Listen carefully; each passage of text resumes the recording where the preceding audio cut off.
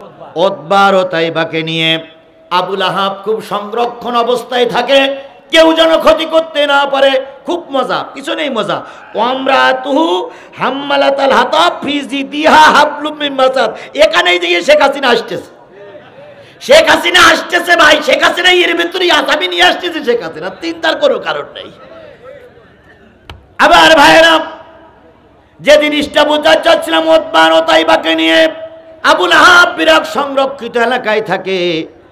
রাত গভীর হয়ে গেছে, আবুল আহাবের টার্গেট হলো যত মাল নিয়েছিল মালগুলো সব চারিপাশ থেকে টাল দিয়েছে, মাঝখানে উতবা ও তাইবাকে সবাইছে। এরপরে সেনাবাহিনীর টহল, এরপরে বড় একটা মাথা করে আবুল আহাব সারা রাত জেগে জেগে লাইট জ্বালাচ্ছে। হঠাৎ করে রাত 12টার সময় জঙ্গল থেকে আওয়াজ আসলো, বাঘের আওয়াজ, হাম হাম। আবুল আহাবের ঘুম ভেঙে গেল, জনগণের ঘুম ভেঙে গেল। নবীর দোয়া তাবু পর্যন্ত চলে গেছে। ও শেখ হাসিনা, শুধু তাই নয়, আলেমদের দোয়া তোমার রাজপ্রাসাদ পর্যন্ত চলে গেছে। আল্লামা সাঈদী বলেছিলেন 12.5 কোটি মানুষ হইল মৌলবাদ। যারা মৌলবাদ তারা আছে সব গাছের গোড়ায়, আর তোমরা আছো কোথায়? আগায়। তোমরা আগাবাদী। আমরা 12 কোটি মানুষ গোড়া ধরে টান দেবো, গোড়া ধরে না দেবো, মামুর বাড়ি দিল্লি যেয়ে পড়বা, মৃত্যুর আগে কিয়ামতের আগে আর আসতে পারবা না। এই ওয়াজটা শোনেননি আপনারা? এই ওয়াজটা শোনেননি? এই ওয়াজটাকে আমি নতুন করতেছি না, আল্লামা সাঈদীর ওয়াজ এখনো বাজে। ঠিক তাই দেখেন, 18 কোটি মানুষ গোড়া নাড়া দিল, মা চলে গেল ছেলেরে ফেলাইয়ে, গাই গরু চলে গেল বাছুরিরি ফেলাইয়ে, নেত্রী চলে গেল কর্মী ফেলাইয়ে। কথা বলেন ঠিক না বেঠিক? আওয়ামী লীগের ভাইরা এখনো বাকুম বাকুম করো, যে মার জন্য সর্বস্ব চুরি করে নেতারে ক্ষমতায় বসাইলে সেই মা এখন বিপদে ফেলাই চলে গেছে। বাকবাকুম করো না, যে কোটা আসো চুপ করে থাকো, বেশি বাকবাকুম করলে কাল্লা আলাদা হয়ে যাবে। আসো চুপ করে থাকো, আসো চুপ করে থাকো, আসো চুপ করে থাকো। কেডা কি করে যাও সব আমাদের চোখের মধ্যে ঘুরতেছে, কেডা কি করে যাও আমার সব চোখের সামনে ভেসতেছে। কথা বলেন ঠিক না বেঠিক? তোমার মামলার কারণে আমার ছেলে রাজপথে গুলি হয়ে মেরেছে, তোমার মামলার কারণে আমার ভাই রাজপথে গুলি হয়ে মরেছে, তোমার মামলার কারণে আমি এখন 20টা মামলা নিয়ে রাস্তায় ঘুরে ঘুরে বেড়াচ্ছি। আমার নামে এখন 20টা মামলা। সেই সময় ওরা আমার ঘর বাড়িগুলো বুলডোজার দিয়ে ভেঙে দিয়েছিল, সেই সময় আমার মাকে ওরা রক্তাক্ত করেছিল, সেই সময় আমার ছোট মেয়েটারে লাথি মেলে 10 হাত দূরে ফেলাই দিয়েছিল। ছোট মেয়েটা যখন 10 হাত দূরে যে চিত হয়ে পড়ে গেছে, আমি সেদিন পুলিশের হাত ধরে বলেছিলাম, ভাই অন্যায় আমি করেছি, আমার এই ছোট মেয়েটা কিন্তু অন্যায় করিনি। অন্যায় আমি করেছি, আমার মা জনিন অন্যায় করিনি। আমার মাকে তুমি রক্তাক্ত করেছো। আমার মা রক্ত নিয়ে বলেছিল, আল্লাহ আমার ছেলের জন্য আমার মাথার রক্ত ঝরলো, এই রক্ত যেন বৃথা না যায়। এরকম হাজারো মায়ের রক্ত ঝরেছে শুধু তোমাদেরই কারণে, হাজারো মায়ের কোল খালি হয়েছে তোমাদের কারণে। তোমরা মনে করতেছো আমরা সব ভুলে গেছি? না, আমরা ভুলে যাইনি, ভুলে যাবার ইতিহাস নয়। তবে শুধুমাত্র উপরের নির্দেশ আমরা পাইনি, তাই আমরা চোখ বুঝে মুখ বুঝে ব্যথা সহ্য করতেছি। তবে বেশি বাকুম বাকুম করলে উপরের নির্দেশ পাই আর না পাই একটারও ছেড়ে দেওয়া হবে না, সবাই ঠাগের গিরে ছাড়াই বলা হবে।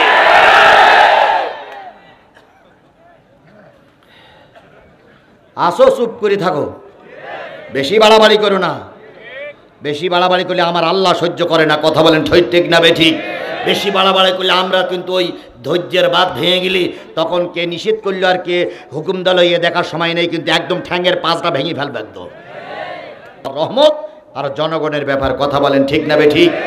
তবে বিএনপি আমার ভাই, জামাত আমার ভাই, জামাত বিএনপির আন্দোলনের মুখে, ছাত্রদের আন্দোলনের মুখে শেখ হাসিনার পতন হয়েছে। আমরা কোন অবস্থায় ময়দানে দুইজনের প্রতিপক্ষ হতে চাই চাই না, আমরা সকলে মিলেমিশে দেশ স্বাধীন করতে চাই। দেশের স্বাধীনতা, সার্বভৌমত্ব বাংলাদেশ জামাত ইসলামী এবং জাতীয়তাবাদী দল আমরা ধরে রাখতে চাই। কথা বলেন ঠিক না বেঠিক? কথা বলেন ঠিক না বেঠিক? আল্লাহ আমাদের দুই দলের পরে রহমত নাজিল করুক। এক গ্রামে দুই বিড়াল বাস করত। বিড়াল দুটোর সঙ্গে বিরাট সম্পর্ক।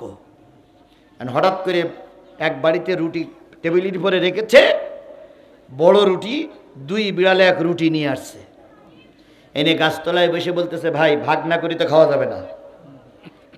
বুঝেন, ভাগ না করি তো খাওয়া যাবে না, তা ভাগ কর। তা বিড়াল বলতে, ভাগ করতে গেলি তো সমস্যা, কি করি ভাগ করি বলদিন তো? এক স্বাভাবিক ভাগ করি, তুই অর্ধেক খাই আমি অর্ধেক খাই। মগ ডালে বসেছিল বানর। বানর চিন্তা করতেছে ওদের মাঝখানে আমার যাওয়া লাগবে। যে এই বিড়ালের মাথায় হাত আর এক বিড়ালের মাথায় হাত দিয়ে বলছে, ভাই রুটি ভাগ করার সমস্যা তাই না ভাই? তা বলতেছে, হ্যাঁ। বলছে, এটা দাড়ি পাল্লা নেছো। তো দুই বিড়াল যেই মালিকের বাড়িতে যে কোনো কায়দায় দাড়ি পাল্লা নিয়ে আসছে, বুঝেন একটু। তো দাড়ি পাল্লা আনার পরে বানর এবার দাড়ি পাল্লায় তুলেছে, রুটি ভাগ করি। এখন একদিকে ইচ্ছা করে একটু বেশি দেছে, আর একদিকে একটু কম দেছে। দেওয়ার পরে বানর বলতে, এই যে ভাই এদিক থেকে বেশি হয়ে গেছে। তো বানর এবার খাওয়ার নাম করে উঠতে একটু বেশি করে খেয়েছে। খেয়ে দাড়ি পাল্লায় দেওয়ার পরে এদিক বেশি হয়ে গেছে। তো বলছি, ভাই এদিক থেকে বেশি হয়ে গেল, তো ওদিকটা একটু বেশি করে খেয়েছে। এবার এদিকে একটু বেশি হয়ে গেছে। এইভাবে করে এদিক বেশি ওদিক বেশি, এদিক বেশি ওদিক বেশি করতে করতে রুটির 12 আনা খাওয়া হয়ে গেছে। দুই বিড়াল কিন্তু ভাগ করা দেখতেছ বলো, যে বানর দাড়ি পাল্লায় ভাগ করছে, তাহলে ভাগ নিশ্চয়ই সুস্থ হবে, ভাগ নিশ্চয়ই সুস্থ হবে। খানিকক্ষণ পরে যখন 12 আনা বানরের খাওয়া হয়ে গেছে, তখন দুই বিড়াল বলতেছে, ভাই আর 10 মিনিট যদি বানরের কাছে রুটি ভাগ করতে দিস, তাহলে কিন্তু যেটুকু আছে ওটুকু খেয়ে ফেলবে। তো বানরের দাড়ি পাল্লার বানরের পাশায় লাথি মার, যেটুকু আছে আমরা দুইজন ভাগ করি খাই, ওর আর ভাগ করা লাগবে না। কথা বুঝেছেন আমার কথা? বুঝেছেন আমার কথা? বুঝেছেন? দেশ নামক এই রুটিটারে বিএনপি এবং জামাত ইসলামী যে কায়দায় হোক রক্ষা করেছে। কথা বলেন ঠিক না বেঠিক? এখন বানর নামক ভারতের কাছে আমরা এই রুটি ভাগ করতে দেব না। বানর নামক জাতীয় পার্টির কাছে আমরা এই রুটি ভাগ করতে দেব না। বানর নামক আওয়ামী লীগের হাতে আর রুটি ভাগ করতে দেব না। আসুন বিএনপি এবং জামাত আমরা নিজেরাই ভাগাভাগি করে দেশ নামক রুটিটারে রক্ষা করি। আমরা এই বানর নামক মোদির হাতে আমরা যাব না, যাব না, যাব না।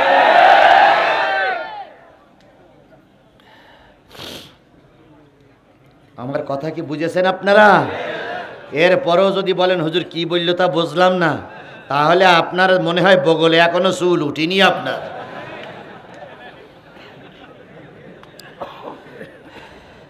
আমার ভাইরা, যে জিনিসটা বোঝাতে চাচ্ছিলাম সেটা হলো আবুল আহাবের দুই ছেলে, মনে আছে তো? নাম কি? উতবা আর উতাইবাকে নিয়ে আবুল আহাব খুব সংরক্ষণ অবস্থায় থাকে, কেউ যেন ক্ষতি করতে না পারে। খুব মজা, কিছু নেই মজা। ওয়ামরাতুহু হাম্মালাতাল হাতাব ফি জিদিহা হাবলুম মিন মাসাদ। এখানেই যে শেখ হাসিনা আসতেছে, শেখ হাসিনা আসতেছে ভাই, শেখ হাসিনা এর ভিতরে আসামি নিয়ে আসতেছে শেখ হাসিনা, চিন্তার কোনো কারণ নেই। আবার ভাইরা, যে জিনিসটা বোঝাতে চাচ্ছিলাম উতবা আর উতাইবাকে নিয়ে, আবুল আহাব বিরাট সংরক্ষিত এলাকায় থাকে। রাত গভীর হয়ে গেছে, আবুল আহাবের টার্গেট হলো যত মাল নিয়েছিল মালগুলো সব চারিপাশ থেকে টাল দিয়েছে, মাঝখানে উতবা আর উতাইবাকে শোয়াইছে। এরপরে সেনাবাহিনীর টহল, এরপরে বড় একটা মাথা করে আবুল আহাব সারা রাত জেগে জেগে লাইট জ্বালাচ্ছে। হঠাৎ করে রাত 12টার সময় জঙ্গল থেকে আওয়াজ আসলো, বাঘের আওয়াজ, হাম হাম। আবুল আহাবের ঘুম ভেঙে গেল, জনগণের ঘুম ভেঙে গেল। নবীর দোয়া তাবু পর্যন্ত চলে গেছে। ও শেখ হাসিনা, শুধু তাই নয়, আলেমদের দোয়া তোমার রাজপ্রাসাদ পর্যন্ত চলে গেছে। আল্লামা সাঈদী বলেছিলেন 12.5 কোটি মানুষ হইল মৌলবাদ। যারা মৌলবাদ তারা আছে সব গাছের গোড়ায়, আর তোমরা আছো কোথায়? আগায়। তোমরা আগাবাদী। আমরা 12 কোটি মানুষ গোড়া ধরে টান দেবো, গোড়া ধরে না দেবো। মামুর বাড়ি দিল্লি পড়বা, মৃত্যুর আগে কিয়ামতের আগে আর আসতে পারবে না। এই ওয়াজটা শোনেননি আপনারা? এই ওয়াজটা শোনেননি? এই ওয়াজটাকে আমি নতুন করতেছি না, আল্লামা সাঈদীর ওয়াজ এখনো বাজে। ঠিক তাই দেখেন, 18 কোটি মানুষ গোড়া নাড়া দিল, মা চলে গেল ছেলেরে ফেলাইয়ে, গাই গরু চলে গেল বাছুরির ফেলাইয়ে, নেত্রী চলে গেল কর্মী ফেলাইয়ে। কথা বলেন ঠিক না বেঠিক? আওয়ামী লীগের ভাইরা এখনো বাকুম বাকুম করো, যে মার জন্য সর্বস্ব চুরি করে নেতারে ক্ষমতায় বসাইলে সেই মা এখন বিপদে ফেলাই চলে গেছে। বাকবাকুম করো না, যে কোটে আসো চুপ করে থাকো, বেশি বাকবাকুম করলে কাল্লা আলাদা হয়ে যাবে। আসো চুপ করে থাকো, আসো চুপ করে থাকো, আসো চুপ করে থাকো। কেডা কি করে যাও সব আমাদের চোখের মধ্যে ঘুরতেছে, কেডা কি করেছে আমার সব চোখের সামনে ভেসতেছে। কথা বলেন ঠিক না বেঠিক? তোমার মামলার কারণে আমার ছেলে রাজপথে গুলি হয়ে মেরেছে, তোমার মামলার কারণে আমার ভাই রাজপথে গুলি হয়ে মেরেছে, তোমার মামলার কারণে আমি এখন 20টা মামলা নিয়ে রাস্তায় ঘুরে ঘুরে বেড়াচ্ছি। আমার নামে এখন 20টা মামলা। সেই সময় ওরা আমার ঘর বাড়িগুলো বুলডোজার দিয়ে ভেঙে দিয়েছিল, সেই সময় আমার মাকে ওরা রক্তাক্ত করেছিল, সেই সময় আমার ছোট মেয়েটারে লাথি মিলে 10 হাত দূরে ফেলাই দিয়েছিল। ছোট মেয়েটা যখন 10 হাত দূরে যেয়ে চিত হয়ে পড়ে গেছে, আমি সেদিন পুলিশের হাত ধরে বলেছিলাম, ভাই অন্যায় আমি করেছি, আমার ছোট মেয়েটা কিন্তু অন্যায় করিনি, অন্যায় আমি করেছি, আমার মা জনিন অন্যায় করিনি, আমার মাকে তুমি রক্তাক্ত করেছো। আমার মা রক্ত নিয়ে বলেছিল, আল্লাহ আমার ছেলের জন্য আমার মাথার রক্ত ঝরলো, এই রক্ত যেন বৃথা না যায়। এরকম হাজারো মায়ের রক্ত ঝরেছে শুধু তোমাদেরই কারণে, হাজারো মায়ের কোল খালি হয়েছে তোমাদের কারণে।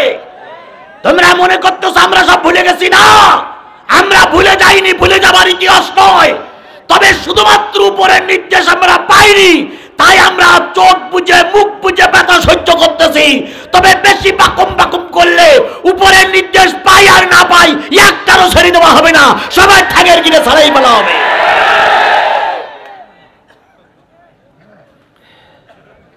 আসো চুপ করে থাকো, বেশি বাড়াবাড়ি করো না, বেশি বাড়াবাড়ি করলে আমার আল্লাহ সহ্য করে না। কথা বলেন ঠিক না বেঠিক? বেশি বাড়াবাড়ি করলে আমরা কিন্তু ওই ধৈর্যের বাঁধ ভেঙে গেলি, তখন কে নিষেধ করলো আর কে হুকুম দিল ইয়ে দেখার সময় নেই, কিন্তু একদম ঠ্যাঙের পাঁচটা ভেঙে ফেলবে একদম। থানা আমির সাহেব সবরের রস করে গেলেন, খান সাহেবও সবরের রস করলেন, আমাদের প্রধান অতিথি আকবর আলী ভাইও সবরের রস করলেন। মাহফিল থেকে যেয়ে দেখি দেয়ালের গায়ে পিঠ লাগিয়ে ওবায়দুল কাদের দাঁড়াই আছে। বলেন সবরের রস তখন কাজে লাগবে? সবরের রস তখন কাজে লাগবে? ওখানে ওবায়দুল কাদেরের যদি পাই কিল না মেরে বাড়ি যাবেন, কেটা কেটা হাত তোলেন তো ভাই।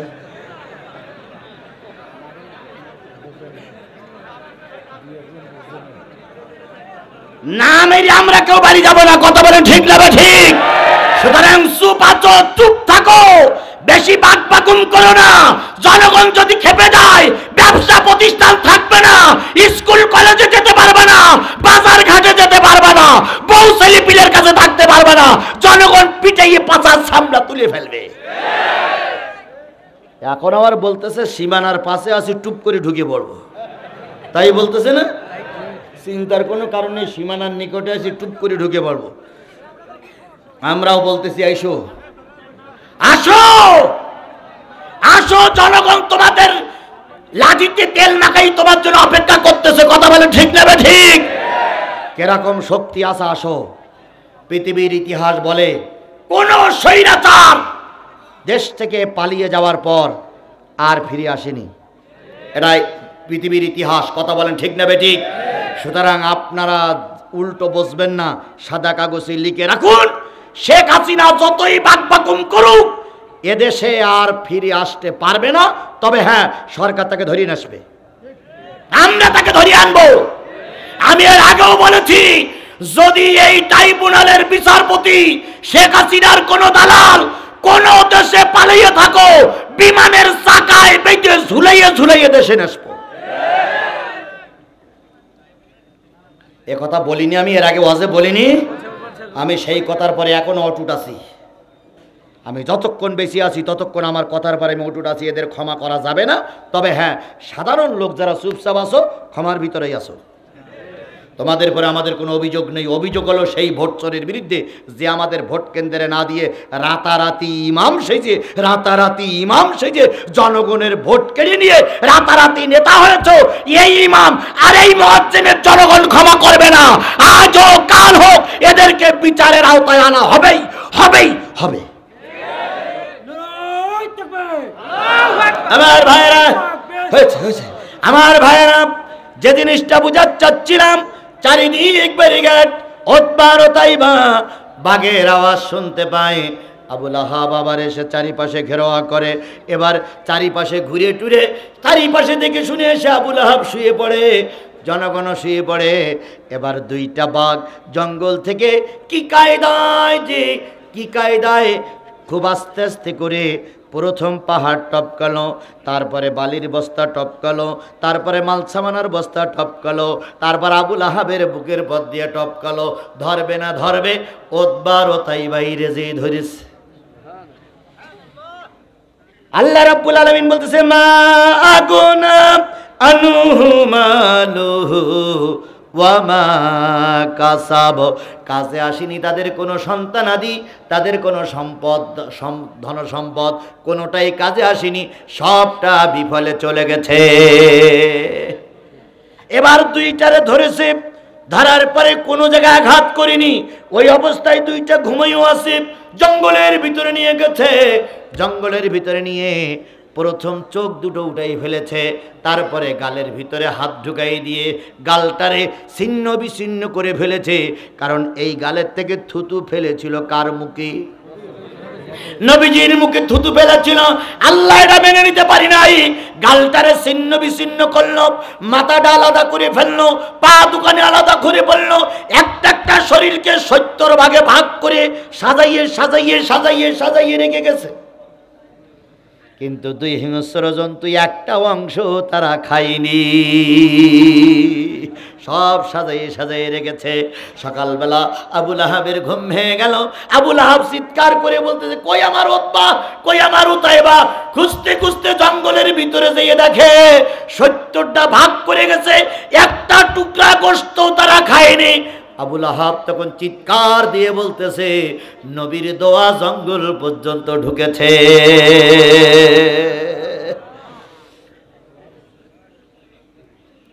আব্দুল কাদের মোল্লার ফাঁসি, লোকটা একটু খাটো ছিলেন। সর্বপ্রথম ইসলামী আন্দোলনের নেতাদের ভিতরে আব্দুল কাদের মোল্লার ফাঁসিটাই আগে হয়েছে। ওনার ফাঁসির রায় হয়ে গেছে। ওনার সামনে আর মাত্র আধা ঘন্টার সময় দিয়েছে জেল পুলিশিরা। উনি উজু করলেন, 2 রাকাত সালাত আদায় করে যতটুকু পারলেন মালিকের কাছে কানলেন। 5 মিনিট আগে দরজা খুলে দিয়েছে।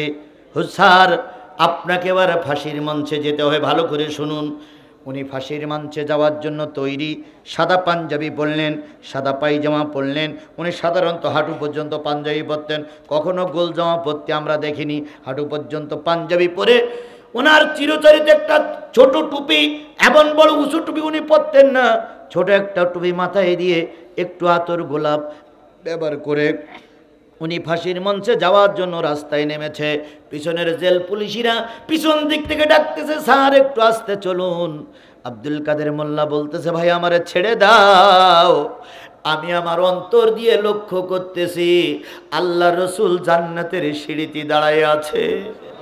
আল্লাহ নবী বলতেছে, আব্দুল কাদের রে, দীর্ঘ 26টা বছর দিন কায়েমের আন্দোলন করেছ, 26টা বছর যায় নামাজে বসে দোয়া করেছ, শহীদি মৃত্যু, আজকে তোমার মৃত্যু অপেক্ষা করতেছে, আর আমি আল্লাহ রসুল জান্নাতের সিঁড়িতে অপেক্ষা করতেছি।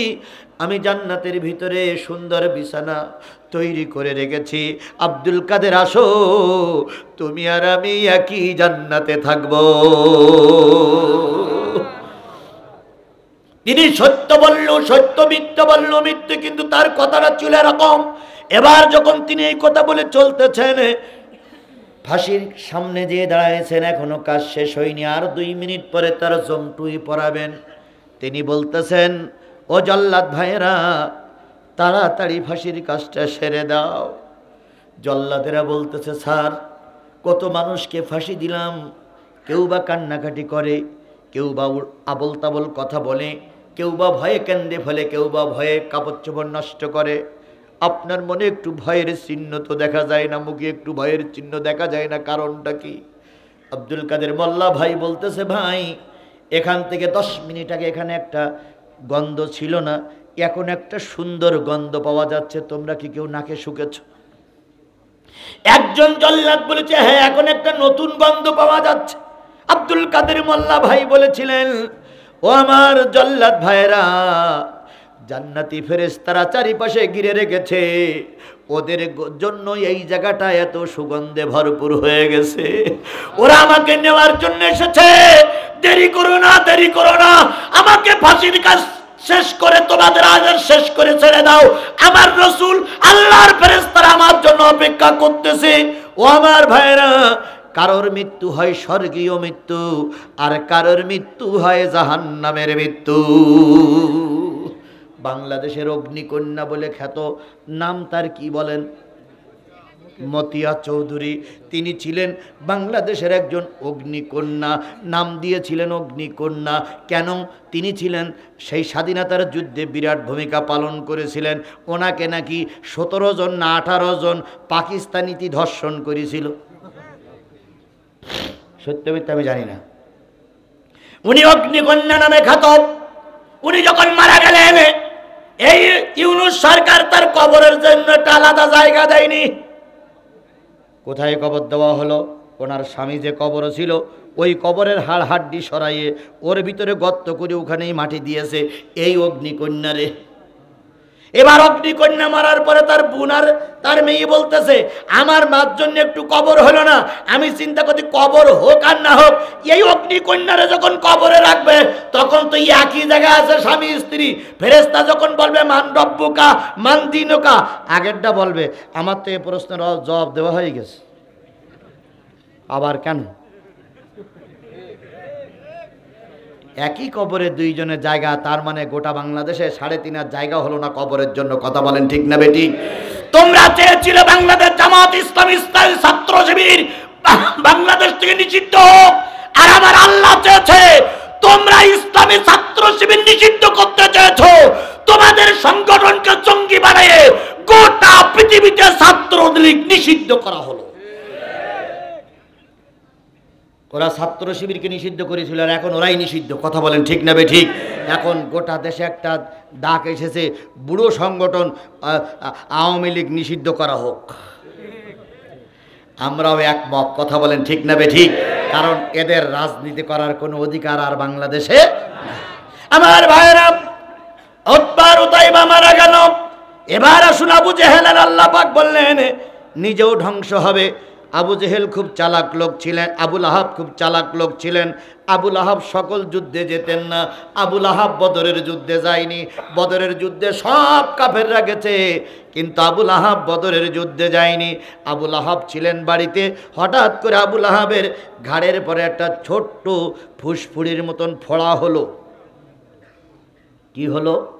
ফোড়া। এই ফোড়ার থেকে ফোড়া পচে গেল, ফোড়ার থেকে ক্যান্সার, ক্যান্সারের সমস্ত শরীর আক্রান্ত হয়ে গেল। এই ক্যান্সার আক্রান্ত হওয়ার পরে যারে বলে প্লেগ রোগ, ওই প্লেগ রোগে ধরল। আবুল আহাব ওখানে মারা গেল। মারা যাওয়ার পরে তার পরিবারের লোকজন চিন্তা করলো, মারা যাওয়ার আগে তো সোয়াইসে রোগ, এ যদি বেঁচে থাকে আমাদের পরিবারের আরও 10 জন লোকের সোয়াইসে রোগ হবে। তাই সবাই মিলে আবুল আহাবকে একটা মরুভূমির অঞ্চলে ফেলাই রেখে আসলো। ওখানে সে মারা গেল। মারা যাওয়ার পর তার পরিবারের কেউ তার কবর দিতে যায়নি। শেষ পর্যন্ত প্রতীকরা যাওয়ার পথে দেখে একটা লাশ পড়ে আছে, ওরাই গর্ত খুঁড়ে ওর ভিতরে রেখে গেল। আবুল আহাবের শেষ দেখার মতন কোন লোক হয়নি। আল্লাহ বলে, আবুল আহাব তোর 2 হাত ধ্বংস হোক, তুইও ধ্বংস হবে, কারণ তুই পাথর ছুঁড়ে মারিছিস কার দিকে? এই কথা বলেন, কার দিকে? আমার আল্লাহ এটা সহ্য করতে পারেনি। বলুন তো, ট্রাইব্যুনালের প্রসিকিউশন অথবা বিচারালয়ের যে একজন বড় একজন নেতা ছিল, তিনি সকল রায়ের ব্যাপারে সরকারের দলের একটা বড় নেতা ছিলেন। ইনি যখন মারা গেলেন, এই লোকটারও জানাজা বাংলাদেশে হয়নি। করোনায় যখন মারা গেল তখন তার জানাজা পড়ার মতন কোনো লোক হয়নি, এমনকি তার পরিবারের ছেলে মেয়ে বউ বাচ্চা কেউ দেখতে পায়নি। সকলে কাঁদতেছে যে বাবা তুই মারা গেলে তোমার লাশটা আমরা একটু দেখতে পাইলাম না। তাহলে এ খেলা কার? জোরে বলেন, এ খেলা কার? দয়া করে আমাদের কাঁদাবেন না, দয়া করে আমাদের কাঁদাবেন না।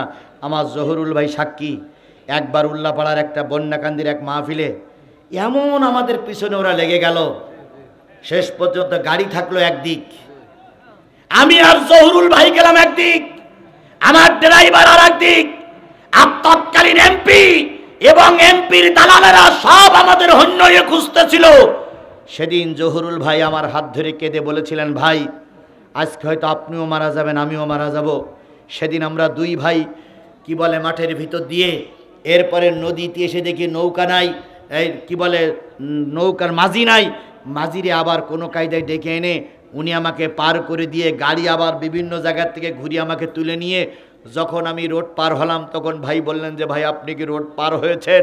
আমি বললাম ভাই আল্লাহর রহমতে রোড পার হয়ে গেছি। আমার কথা হলো, এই জুলুম তোমরা করেছো, আমরা কি অন্যায় করেছিলাম? আমরা কি অন্যায় করেছিলাম? আমি উল্লাপাড়ার ভোটার না, আমি উল্লাপাড়ার কোনো এমপি ক্যান্ডিডেট নয়, আমি উল্লাপাড়ার কোনো চেয়ারম্যান ক্যান্ডিডেট ছিলাম না। তাহলে আমাদের এই কষ্ট দেওয়ার পরে আমরা বদদোয়া করিনি, কিন্তু বদদোয়া না করলেও আল্লাহ ঠিকই কবুল করেছে। কথা বলেন ঠিক না বেঠিক? তোমরাই আমাকে মঞ্চে উঠতে দাওনি, কথা বলতে দাওনি, আর আজকে উল্লাপাড়ার মানুষ তোমাদের 132 তালাক দিয়েছে, তোমাদের আর মঞ্চে ওঠার কোনো সুযোগ নাই। সায়াসুনা নারাং যাতা লাহাবেও, অতি তাড়াতাড়ি, খুব তাড়াতাড়ি প্রজ্বলিত আগুনের ভিতরে তোমরা পড়বে। দুনিয়ার জাহান্নাম তো আসো, পরকালের জাহান্নামও তোমাদের ভোগ করা লাগবে। কথা বলেন ঠিক না বে ঠিক? এবার আল্লাহ রাব্বুল আলামিন বলতে শুধু আবু লাহাব নয়, আমরা তো তার স্ত্রীও এই বিপদের সম্মুখীন হবে, তার স্ত্রী তার ছেলে মেয়েও এই জাহান্নামের ভিতরে ঢুকবে। দুই একজন লোক ওঠে কেন? আর 10-15 মিনিট থাকা যাবে না? আর 10-15 মিনিট থাকা যাবে না? এখনো তো বেই লোকের পাল্লা এখনো পড়িনি। এইবার তো আমরা তো স্ত্রী পর্যন্ত আসছে, এইবার তো খেলা, খেলা তো এইবারেই, এবারেই তো শেখ হাসিনার খুনির বিচার এবারেই আসতেছে। এতক্ষণ সব পুরুষের বিচার হলো, এবার কাদের বিচার? মহিলাদের বিচার। নম্রাতুহু, তার স্ত্রীও ধ্বংসপ্রাপ্ত, তার স্ত্রীও জাহান্নামে যাবে। কারণ কি? হাম্মালাতাল হাতাব, এই স্ত্রী তার স্বামীর কাজে তাকে সাহায্য করেছিল। বলুন তো আবু লাহাবের স্ত্রীর নাম কি? উম্মে জামিল। উম্মে জামিল মানে কি? সুন্দরীদের মা। জামিল উন্নত সুন্দরী, আর উম্মুন মানে মা, সুন্দরীদের মা। আর আবু লাহাবের নাম ছিল হলো সুন্দরদের মা, সুন্দরদের বাবা। আবু লাহাবের প্রকৃত নাম ছিল আব্দুল উজ্জা। আব্দুল কি? উজ্জা। তার চেহারা ছিল অত্যন্ত সুন্দর, অগ্নির মতো, তাই তার নাম দেওয়া হয়েছিল আবু লাহাব। আমাদের দেশে অনেকেই কালো হোক আর ধলো হোক, অনেকেই এভাবেই অহংকার করে বেড়াতো। কি কায়দায় বলেছিল? শেখ হাসিনা বলেছিল খালেদা জিয়ার আর ডক্টর মোহাম্মদ ইউনূসের ওই পদ্মা সেতুতে নিয়ে কি করতে হবে? টুস করে ফেলাই দিতে হবে। তাই বলেছিল না? টুস করে ফেলাই দিতে হবে বলেছিল না?